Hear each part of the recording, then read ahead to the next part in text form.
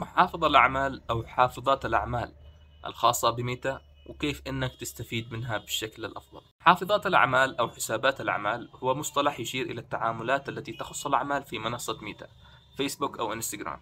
وصراحة هذا المصطلح ما هو ظاهر بالسوق اليمني بشكل كبير، لأن التعاملات عادة تكون بالطريقة البسيطة اللي بنشرحها بعد شوية. خليني أوضح لك هنا إيش الفرق.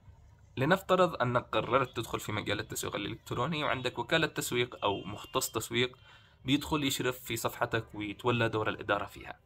فأنت هنا بتقوم تعمل بالطريقة البسيطة دعوة له إلى ملفه الشخصي، بتوصل لدعوة بيوافق عليها بالمهام اللي انت حددتها، وهنا بيكون شخص مدير داخل صفحتك بالمهام اللي تم تحديدها من قبلك. لكن حافظات الأعمال تنظم وتدير العمل بين وكالات التسويق والأعمال بشكل أفضل.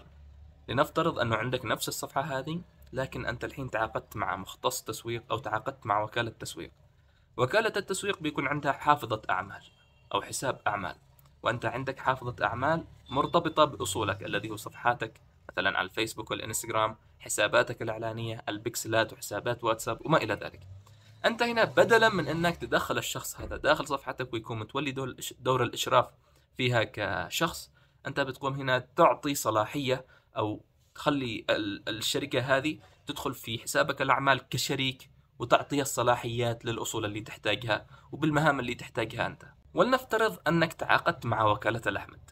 وكالة الأحمد بتكون مسؤولة عن إطلاق الإعلانات داخل صفحتك. بدلا من انك تضيف احمد محمد الورد بحسابها الشخصي داخل حسابك في او صفحتك على فيسبوك، انت هنا بتقوم تشوف وكالة الاحمد هل لديها حساب اعمال، وبالفعل لدى وكالة الاحمد حساب اعمال واسمه الاحمد.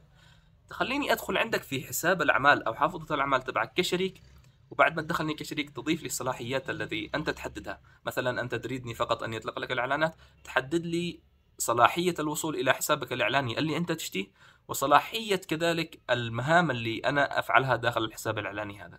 بهذه الطريقة انت اضفت وكالة الاحمد فقط كشريك داخل حساب الاعمال، وبمهام محددة لحساب الاعلاني فقط.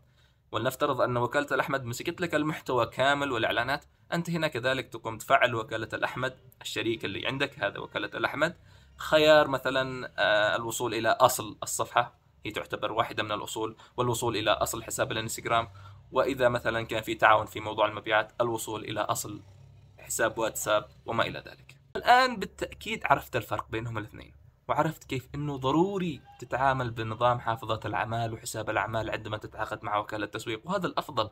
الا انه صراحة في كثير من وكالات التسويق اللي تتعامل بشكل شخصي ويضيفها كشخص عنده، إلا أنه صراحة التعاقدات خاصة الكبيرة لازم أنه يكون فيها محافظة أعمال تدير أعمال ومهام كلا الطرفين من وكالة التسويق والعميل، حيث أنه كما أخبرتك حافظة الأعمال تدير لك أصولك بشكل مرتب جدا. فمثلا أنت هنا مضيف وكالة تسويق تمسك لك المحتوى، تقدر تخليها مسؤولة فقط عن نشر المحتوى، بينما عندك وكالة تسويق أو وكالة إعلانية تدير لك موضوع الحملات الإعلانية تبعك، تخليها توصل لأصولك مثل البكسلات أو حساباتك الإعلانية وما إلى ذلك من الأمور المرتبطة في الإعلانات. هنا ترتبت أمورك بدلا من الوصول إلى كل شيء ووصول الصلاحيات كاملة إلى وكالة التسويق هذه، بالرغم أني ما راح تحتاج هذه الصلاحيات، تحتاج فقط جزئية محددة.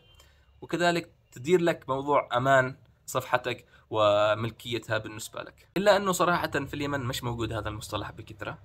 في شخص قدير جدا معروف ومن الأشخاص اللي نتعلم منهم اسمه أحمد مثنى، تكلم مرة عن هذه الجزئية، وصراحة سعدت جدا أنه في وكالة تسويق، عندها وكالة تسويق ما شاء الله شير من أفضل وكالات التسويق تتعامل بهذه الطريقة. وتقريبا في وكالات تسويق تتعامل بهذه الطريقة، وهي الطريقة الأصح والأسلم لكلا الطرفين والأفضل في التعاملات الخاصة بالأعمال لوكالات التسويق أو حتى للعميل. إلا أنه صراحة طريقة على ما قلت لك ماهيش مستخدمة بكثرة، وأنصح أي تعاقد خاصة التعاقدات الكبيرة يكون فيها هذا النمط. إلا أنه صراحة بتلاقي برضو صعوبات في موضوع أنك تتعاقد مع العميل بسبب نقص وعيه بهذا الموضوع، فبالأخير ممكن تضطر أنك تتعامل بشكل شخصي. إلا أنه أنت داري على الأقل تكون عارف وفاهم بالتعاملات الرسمية اللي المفترض تمشي فيها عند تعاقداتك مع الشركات بشكل رسمي. يعني بإذن الله تكونوا استفدتم من هذه النقطة ومن هذا الفيديو، وإن شاء الله بنناقش هذه المواضيع بشكل أكبر وأكثر عمقا في المستقبل. فلو حابين أن توصلكم هذه الفيديوهات وهذا المحتوى تقدروا تتابعوا صفحة الأحمد، وإذا عندك أي سؤال أو استفسار تقدر تكتبوا لنا تحت بالتعليقات، وبإذن الله برد عليك.